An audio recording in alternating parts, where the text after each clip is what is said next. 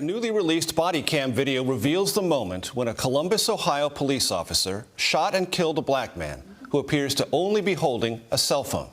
We must caution you, the video and details of the shooting are disturbing. Here is CBS's Errol Barnett.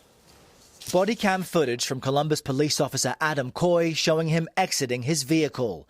The 19-year veteran of the force approaches 47-year-old Andre Hill, who is inside this garage. Hill shows his cell phone and moves forward, at which point Officer Coy discharges his weapon, Hill instantly falling. Coy can be heard breathing heavily while screaming commands. Get your hand off from underneath you now!